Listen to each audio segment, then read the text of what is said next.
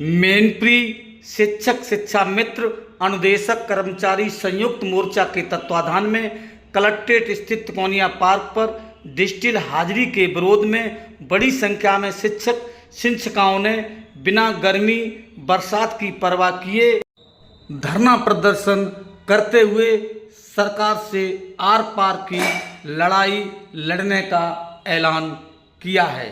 वक्ताओं ने एक सुर में कहा है कि वे ऑनलाइन हाजिरी के विरोध में नहीं हैं, लेकिन मनमाने तरीके के विरोध में हैं। जब तक उनकी मांगें नहीं मानी जाएंगी, उनका विरोध प्रदर्शन जारी रहेगा। प्रदेश से अगर उन्हें निर्देश मिलेगा तो वे विधानसभा संसद तक का घेराव कर प्रदर्शन करेंगे, लेकिन वो अपनी मांगें मनवा कर ही रहेंगे। आप इन तस्वीरों में देख सकते हैं, यहाँ पर बड़ी संख्या में शिक्षक शिक्षिकाओं ने भाग लिया है। उन्होंने बिना सर्दी बिना गर्मी की परवाह किए आज अंत तक धरना प्रदर्शन में भाग लिया है। आप इन तस्वीरों में देख सकते हैं, यहाँ पर ये सरकार के खिलाफ जबरदस्त नारेबाजी कर रहे हैं। सबसे ज़्यादा उत्साह इन महिलाओं में सरकार के विरोध के उसमें था। आप इन तस्वीरों में देख सकते हैं, नारेबाजी महिलाएं कर रही हैं और कह रही हैं हम अपनी मांगें मनवा कर रहेंगे। शिक्षक भाई भी बड़ा जोरदार से प्रदर्शन में भाग लिया है। यहाँ पर ज्ञापन लेने के लिए पहुँचे हैं। न्यायिक एडीएम पहुंचकर इन्होंने शिक्षक शिक्षिकाओं से ज्ञापन लिया है। आप इन तस्वीरों में देख सकते हैं, इनको ज्ञापन दिया गया है और सरकार तक ये पहुंचाने के लिए इससे अनुरोध किया गया है। आप इन तस्वीरों में देख सकते हैं, यहाँ पर बड़ी संख्या में शिक्षक शिक्षिकाओं ने भाग लिया है। जब पानी बरस रहा था तो ये शिक्षक अपने ऊपर छतरी लगाई थी। आप इन तस्वीरों में देख सकते हैं, यहाँ पर बड़ी संख्या में शिक्षक और शिक्षिकाएं पहुंची हैं, जिन्होंने डिजिटल हाजिरी के विरोध में यहाँ प्रदर्शन किया है। हमारे यूट्यूब चैनल मैनपुरी 84 ब्लॉग में आपका स्वागत है और हमारे इस चैनल को सब्सक्राइब करें, वीडियो को लाइक करें, कमेंट करें। आपका बहुत बहुत धन्यवाद। मैनपुरी से चंद्रपाल साकी की रिपोर्ट। क्या कुछ बताया है शिक्षक नेताओं ने, आइए ये भी जानें इस पूरी खबर की। ये आपका संघर्ष है। ये बारिश आंधी तूफान गर्मी हारी बीमारी भूख प्यास आती रहेगी, ये आपको झेलना है। आपने कहा कि जनपद में एक मोर्चा नहीं है, अलग अलग संगठन अपना अपना राग लाप रहे हैं। हमने प्रयास किया, हमारे साथियों ने प्रयास किया, मोर्चा आपके सामने है। ले सकते हो तो काम ले लो, और नहीं तो ऐसे ही हाथ हिलाते रह जाओगे। इस मोर्चे से काम लेना है तो ले लो, बातों पे जानने दो। इसलिए मैं बता रहा हूं, गंभीर हो जाइए। दूसरी बात, आप गंभीरता से सुन लीजिए कि डिजिटल हाजिरी किसी भी सूरत में नहीं लगानी है। आप सोच रहे हो धरना दे दिया काम खत्म, अब कल से आधे डिजिटल लगाए कि न लगाए कि अध्यक्ष जी क्या करें। मैं आपसे कह रहा हूं, मोर्चे की तरफ से डिजिटल हाजिरी नहीं लगानी है। इस बीच में मोर्चा के जो संगठन हैं, वो संगठन आह्वान करते हुए अलग अलग जनप्रतिनिधियों को ज्ञापन देंगे, घेराव करेंगे, सभाएं करेंगे, विरोध प्रदर्शन करेंगे। इनमें समय समय पर आप लोग साथ देते रहिए। दूसरी महत्वपूर्ण बात, कमर कस लीजिए। आने वाली 29 तारीख को अगर ये फैसला नहीं होता तो आज 15 तारीख है, आपके पास 8-9 दिन है। 8 दिन बाद आने वाली 29 तारीख को लखनऊ में महानिदेशक महोदय के कार्यालय का घेराव होगा, धरना दिया जाएगा और वो धरना अनिश्चितकालीन होगा। अनिश्चितकालीन का मतलब जब तक हमारी मांगे नहीं मानी जाएंगी, हमारी समस्याएं नहीं सुलझाई जाएंगी, हम धरने से उठेंगे नहीं। सरकार झुकेगी अगर आप एकजुट रहेंगे तो। गोविंद पांडे या ये मोर्चा या ये संगठन ये नहीं कर सकते हैं, सिर्फ आप कर सकते हैं। अगर हम चिल्ला रहे हैं तो आपकी दम पर चिल्ला रहे हैं। साथियों, आप इस बात को गांठ बांध लीजिए, डिजिटल हाजिरी नहीं देनी है और जैसे जैसे संगठन का आह्वान होता जाए वैसे वैसे आप अपने कार्यों को आगे बढ़ाते रहिए। किसान आंदोलन में जो सफलता मिली है, उस आंदोलन में किसानों ने कितनी हिम्मत और साहस का परिचय दिया है। लगातार उनका आंदोलन 8-10 महीने तक लगातार चलता रहा। कई यहाँ तक कि कई लोगों की मौतें भी हो गई उसमें। उसके बाद भी उन्होंने आंदोलन नहीं छेड़ा। अपनी ऑनलाइन हाजिरी नहीं देनी, केवल अपनी ऑनलाइन हाजिरी से ही काम नहीं चलेगा। कुछ लोग सोच रहे हैं कि अपनी से बच जाएंगे, मिड डे मील वाली हाजिरी तो लगा ही देंगे, उससे तो कोई दिक्कत है नहीं।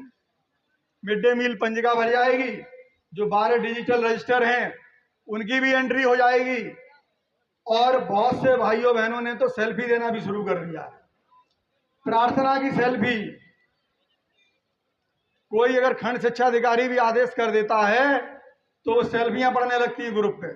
कोई आपसे मांग नहीं रहा है, कहीं कोई आप पे दबाव नहीं पड़ रहा है, उसके बाद आप इतने कमजोर हैं कि आप अपनी सेल्फियां दे रहे हैं। आपसे ऑनलाइन हाजिरी का विरोध करने के लिए कहा गया है, तो ऑनलाइन से संबंधित कोई भी कार्य करके हम लोगों को नहीं देना है। पूर्ण आंदोलन है जो जनपदों से उठा और लोगों को, बड़े नेताओं को मजबूर होकर हमारे पक्ष में आवाज उठानी पड़ी। आप ढीले मत पड़ जाना, मैं कुछ नहीं कहूंगा। समस्याएं और समाधान आपको मालूम है, आप ग्रुप से जुड़े हुए हैं। मुझे नहीं समस्याएं बतानी, मुझे नहीं समाधान बताना, मुझे सिर्फ ये कहना है कि याद करो वो 38 दिन की तालाबंदी जब आपने पंचम वेतन लिया था। बहुत साथी उसमें नौकरी में नहीं रहे होंगे। 38 दिन तालाबंदी हुई थी। वीर बहादुर सिंह जब मुख्यमंत्री थे, शिक्षक नेताओं के ऊपर घोड़े दौड़ा दिए थे।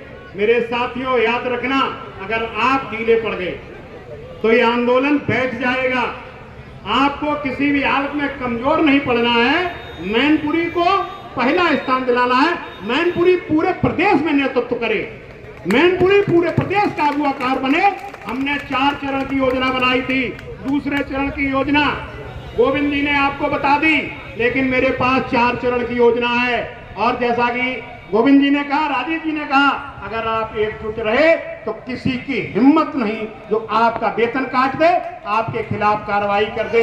महानिदेशक का स्वयं का पत्र है कि विषम परिस्थितियों में ही, विषम अपराध में ही आपका वेतन काटा जा सकता है। मेरे साथियों, मेरे पिताजी कहा करते थे, वो भी अध्यापक थे, कि अगर आप जिंदा हैं, जिंदा से मतलब अगर आपका जमीर जिंदा है, अगर आपका सम्मान जिंदा है, अगर आप नेतृत्व करने की भावना अपने अंदर रखते हैं, तो कम से कम 6 महीने के वेतन की व्यवस्था करके चलें। लड़ाई लंबी कर सकते, फूल नहीं चिंगारी है, हम भारत की नारी है। इसके साथ इन्हीं शब्दों के साथ मैं अपनी बारी को प्रारंभ करती हूँ। डिजिटल हाजिरी इस समय बहुत ही ज्वलंत मुद्दा है। आईएएस कहते हैं, मैं सिर्फ और सिर्फ बहुत पॉइंट टू पॉइंट बात कर रही हूँ। शायद मैं 9 टीवी पे नहीं जा सकती। अमिताभ अग्निहोत्री जी से बहुत बहुत साधुवाद और धन्यवाद देती हूँ कि इतना अच्छा, मैं झूठ नहीं बोलूँगी, मैं परसों रात को सुन रही थी, मैं रो पड़ी।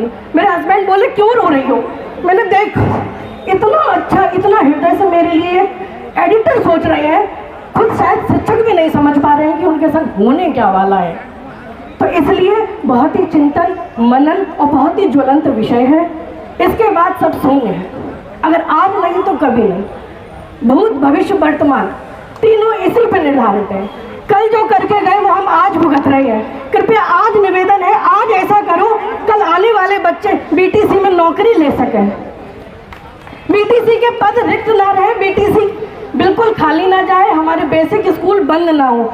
और ये गुजारिश मैं सिर्फ आपसे कर सकती हूँ, क्योंकि हमारे कंधों पे वो कमान है, क्योंकि समाज का दर्पण शिक्षक ही होता है। तो हमें लगता है कि पूरे सिस्टम को हमसे बहुत ज़्यादा उम्मीद है, क्योंकि हम, जैसे कि घर में हम माँ हैं, उसी प्रकार से हम समाज की एक माँ हैं, चाहे वो पुरुष हो चाहे वो महिला शिक्षिका हो।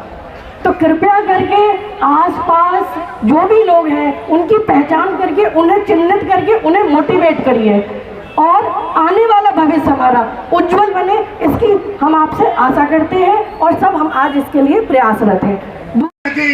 उन्होंने समझा अगर ये टिकेंगे नहीं तो वो स्वयं वापस चली गई। हो सकता है थोड़ी देर बाद वो फिर से आए, लेकिन फिर भी आपको टिकना नहीं है। इसी तरह आपको बैठना है और पूरी हिम्मत के साथ, पूरी ताकत के साथ इस ऑनलाइन हाजिरी का विरोध करना है, क्योंकि मंच हमारा बहुत बड़ा है। बहुत बहुत सीनियर हमारे शिक्षक नेता मंच पर पधारे हुए हैं।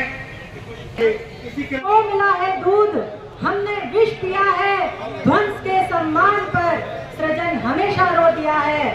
अब जरा ठहरो, विचारो, श्रृंखला का अंत क्या है, कब तक पिसोगे? रोज नए नियम, रोज नए कानून हम सहते जाते हैं, मानते जाते हैं, चोरी छुपे दलाली करके, इससे रिश्तेदारी निकाल के, अधिकारियों के भले बन के। अब जरा ठहरो, विचारो, श्रृंखला का अंत क्या है?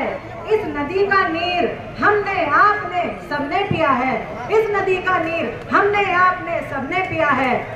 सबसे गौरवमयी व्यवसाय, सबसे गौरवमयी कार्य अगर कोई समाज के अंदर हो सकता है तो वो हम कर रहे हैं। किस आधार पर आप सिद्ध करना चाहते हैं कि हम गलत हैं? आप सिद्ध करना चाहते हैं शिक्षा व्यवस्था का अंतिम उद्देश्य है छात्र को काबिल बनाना। आप शिक्षण के अतिरिक्त गैर शैक्षणिक कार्यों से हमको हटाइए। एक एक शिक्षक पूरा का पूरा समय विद्यालय में देगा, इतना योग्य है, इतना योग्य आपके प्राइवेट संस्थानों में शिक्षक नहीं है। यहाँ पर बैठे शिक्षक बहुत सारी प्रतियोगी परीक्षाएं पास करने के बाद आए हैं, किसी को यूं ही नौकरियां नहीं मिल गई, जान पहचान से नौकरियां नहीं मिल गई, सिफारिशों से ये नौकरियां नहीं मिली हैं। आज हमें नौकरी मिली है, उसके लिए हमने हमारी अध्ययन के कार्य में बहुत निष्ठा के साथ अपना रात का 2-2, 3-3 बजे का समय दिया है, उसके बाद हमें ये नौकरी मिली है। कोई भी व्यक्ति, कोई भी नीति, कोई भी सरकार इस तरीके का कार्य नहीं कर सकती और वो मान्य नहीं हो सकता। आप ये अटेंडेंस लागू करके क्या शिक्षा व्यवस्था को सोचते हैं कि पूर्णतः ठीक हो जाएगी? जो पढ़ाने में ढीठ है उसकी ढिठाई कैसे दूर होगी भाई? आपको उस शिक्षक को, हर एक शिक्षक को गैर शैक्षणिक कार्य से हटाना होगा। दूसरी बात, विद्यालय में छात्र नहीं आते, हम जिम्मेदार हैं। आप में से इतने शिक्षक हैं, कोई भी बता दे जब आप पढ़ते थे क्या आपके कोई भी शिक्षक घर पर आपको बुलाने आते थे कि 4 दिन से बेटा क्यों स्कूल नहीं आ रहा? पिताजी डंडा लेकर उठाते थे और 4 लगाते थे, जा स्कूल। अगर हम 4 दिन बेईमानी से, मक्कारी से, पेट दर्द का बहाना करें, अन्य कोई बहाना करें, तो माता जी की डांट पड़ती थी, कान अमेट के कहती थी बहुत हो गई नौटंकी, चुपचाप स्कूल चलो। आज का अभिभावक हमारे पहुंचने पर, उसके दरवाजे पर पहुंचने पर कहता है आ गए बुलाने, जाओ 4 दिन बाद आइए, खेत में काम है, जाओ बुआ घर गो। क्या तरीका है ये? अगर आपको वास्तव में शिक्षा व्यवस्था में सुधार करना है तो यहाँ पर आइए। आप अभिभावकों को जो सुविधाएं दे रहे हैं उस पर रोक लगाइए। अगर आपका बच्चा 15 दिन स्कूल नहीं आएगा तो आपको देने वाला राशन नहीं, या कोई भी सुविधा कम दी जाएगी, आपकी सुविधा रोकी जाएगी। आप सोचिए तो कि क्या सारा का सारा जिम्मा किसी एक आयाम पर दिया जा सकता है? याचना नहीं अब रण होगा, संघर्ष महाभीषण होगा, रण में अब काल प्रकट होगा, बड़े बड़े वीर चिल्लाएंगे और कोलाहल फिर भी रोक न पाएंगे, कोलाहल फिर भी रोक न पाएंगे। भूमिका के समय की सीमाओं को दृष्टिगत रखते हुए मैं अपना उद्बोधन प्रारंभ कर रहा हूं कि आज पुरानी पेंचे की लड़ाई तो हम वर्षों से लड़ते ही चले आ रहे थे, और इसी बीच ऑनलाइन हाजिरी का जो सफूगा है ये बहुत ही जल्दबाजी, हड़बड़ी में उत्तर प्रदेश सरकार ने लागू कर दिया है। और इसी के विरोध में आज मैनपुरी जनपद का हजारों हजार शिक्षक यहाँ जिलाधिकारी कार्यालय के तिकोनिया पार्क में अपनी हुंकार भरने आया है, सरकार पे अपना विरोध प्रकट करने आया है। हमने बहुत बड़ी बड़ी बड़ी लड़ाइयां लड़ी हैं और वो लड़ाइयां हमने जीती हैं। हमेशा शिक्षक हमेशा से लड़ाइयां जीतता चला आ रहा है और सरकार को हमेशा से शिकस्त देता चला आ रहा है। आज ये ऑनलाइन हाजिरी की लड़ाई जो हम लड़ रहे हैं, ये लड़ाई हम जीतेंगे अथवा नहीं। ये लड़ाई हम जीतेंगे अथवा नहीं, ये हमारी एकजुटता तय करेगी। ये लड़ाई हम जीतेंगे अथवा नहीं, ये हमारा साहस तय करेगा। ये लड़ाई हम जीतेंगे अथवा नहीं, ये मेरी हिम्मत तय करेगी। साथियों, आज आम जनमानस में एक नैरेटिव फैलाया जा रहा है, सभ्य समाज को गुमराह किया जा रहा है कि शिक्षक विद्यालय नहीं जाता है इसलिए ऑनलाइन हाजिरी का विरोध कर रहा है। मैं बता देना चाहता हूँ कि ये लड़ाई ऑनलाइन हाजिरी की नहीं है। ये लड़ाई ऑनलाइन हाजिरी के अंदर जो खामियां हैं, उन खामियों को दुरुस्त करने की लड़ाई है। ये लड़ाई ऑनलाइन हाजिरी की नहीं है। ये लड़ाई ऑनलाइन हाजिरी से जो समस्याएं उत्पन्न हो रही हैं, उन समस्याओं की लड़ाई है। और ये लड़ाई, जैसा कि हम जानते हैं कि आज तक हमने सारी लड़ाइयां जीती हैं, तो ये लड़ाई भी जरूर जीतेंगे। इसलिए हम उत्तर प्रदेश सरकार को आगाह करना चाहता हूं कि पहले ऑनलाइन हाजिरी लागू करने से पहले हमें 31 CL दे दो, फिर ऑनलाइन हाजिरी लागू कर दो। हम कहना चाहते हैं कि ऑनलाइन हाजिरी लागू करने से पहले हमें पहले 15 CL दे दो, फिर ऑनलाइन हाजिरी लागू कर दो। हम कहना चाहते हैं कि ऑनलाइन हाजिरी लागू करने से पहले ऑनलाइन हाजिरी का एक नियमावली तैयार कर दो, फिर ऑनलाइन हाजिरी दे दो, हमें कोई आपत्ति नहीं होगी। इसीलिए मैं कहना चाहता हूँ कि आंधियां लाओ, ज्वार को पैदा करो। आंधियां लाओ, ज्वार को पैदा करो। शब्द में क्रंदन नहीं, अहंकार को पैदा करो। आंधियां लाओ, ज्वार को पैदा करो। शब्द में क्रंदन नहीं, अहंकार को पैदा करो। फिर से सजने लगी है कुरुक्षेत्रीय समर की भूमिका। उठो पार्थ, गांधी में टंकार को पैदा करो। साथियों, मैं कहना चाहता हूँ कि हम कहने के लिए तो शिक्षक हैं और शिक्षा के अलावा हम सारे कार्य करते हैं।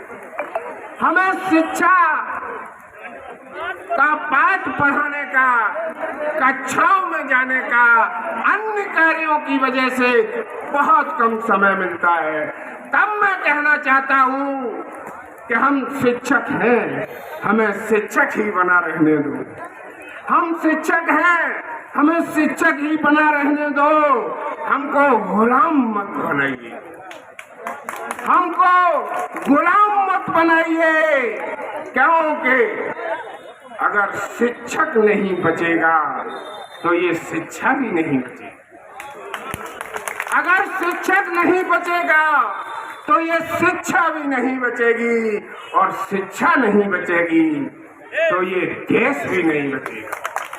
इसलिए मैं कहना चाहता हूँ ऐसी हॉलों में बैठे अपने नीति नियंताओं को कि जब भी कोई कानून या कोई व्यवस्था लागू करने की आपकी योजना है तो सबसे पहले जिनके लिए आप योजना बना रहे हैं उनको विश्वास में लिया जाए और पूछा जाए कि अगर ये योजना मैं लागू कर रहा हूँ तो इसमें कहाँ कहाँ दिक्कतें आएंगी। धरना प्रदर्शन में पधारे हुए सभी संगठनों के, मोर्चा के पदाधिकारियों को और हमारे गुरुजनों को बहुत बहुत धन्यवाद।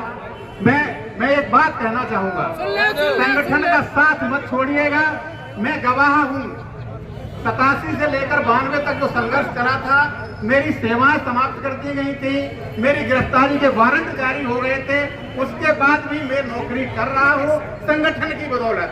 संगठन का साथ दीजिए, जब आपको बुलाया जाए, जब आपको कहा जाए आप संगठन के साथ खड़े होइए, आपको बरगलाया जाएगा। कोई गाना है कि हमारे सैया बेईमान हमें पुटियाने आए हैं, तो आप तो पुटियाने आएंगे, आप कोटने में नहीं आना, आप अपने संगठन के साथ खड़े होइए। और मित्रों, बशीर बद्र की 2 लाइनें के सितारा को नजरों में महफूज रखना, बड़ी दूर तक रात ही रात होगी।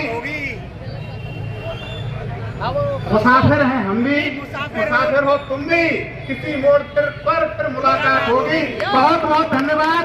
मैं पर आ चाहे तो लड़ना जरूरी है, और अगर जिंदा हो तो जिंदा नजर आना जरूरी है। मैं सरकार से एक बात पूछना चाहता हूँ, आप सिद्धांतों के नियम की बात करते हो। कल शिकोहाबाद में पत्रकार ने हमसे बात की थी कि तुम लोग इसका मतलब समय पे नहीं जाते हो और ऑनलाइन हाजिरी से डरते हो। हमने कहा मिस्टर ऐसा कुछ नहीं है, अगर ऐसा है तो वो हमारी ओल्ड पेंशन लागू करते, हम कल से ही अटेंडेंस देना शुरू कर देंगे। केवल मेरी 1.5 बात है। एक बात यह है कि हम लोगों को 30 दिन की EL मिलनी चाहिए और 30 दिन की हाफ CL मिलनी चाहिए, और नहीं तो हमारे लोगों का काम चलने वाला नहीं है। और हम क्या करते रहेंगे, अंत तक लड़ाइयां लड़ते रहेंगे। और देखिए, अरे यार दो पलट कर रख दे, वो पलट कर रख दे, पलट कर रख दे बाजी, वो उछालना सिक्का बाकी है। पलट कर रख दे, वो उछालना सिक्का बाकी है। करे जो चारों खाने चित्त, अभी वो मुक्का बाकी है। अब तक तो खेल दिया, खिलाया था हमने आपको बच्चों का, और बचकर हमसे रहना, अब तुर्क का इक्का बाकी है। देखिए, मैंने 3 प्रश्न बनाए हैं। आप लोगों ने वो करोड़पति देखा होगा अमिताभ बच्चन का, तो हमारे 3 प्रश्न हैं, आप लोग उत्तर देंगे, बड़ा आनंद आएगा। पहला प्रश्न है, हमारे अध्यापकों की पुरानी पेंशन क्यों छीन ली गई? ABCD हम 4 ऑप्शन बोलेंगे, आप लोग जो सही होगा उसका उत्तर देंगे। हमारे अध्यापकों की पुरानी पेंशन क्यों छीन ली गई? क्या सरकार के पास पैसा नहीं था, अपना पेट भरना था, B ऑप्शन।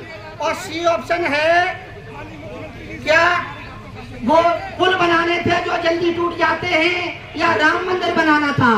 कौन सा ऑप्शन सही है इसमें आप लोग बताएं। पेट भरना था, बहुत अच्छे। दूसरा प्रश्न है, डिजिटल अटेंडेंस क्यों लागू की जा रही है?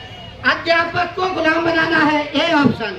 और B ऑप्शन है, शिक्षक को हाईजैक करना है। और C ऑप्शन है, अध्यापक को वेतन नहीं देना है। और अगला ऑप्शन है D ऑप्शन, नौकरी से निकाल देना है। यार तुमने कहाँ से ले लिया? कौन सा सही है? बिल्कुल सही है, आपका ऑप्शन बिल्कुल सही है। अगला प्रश्न है,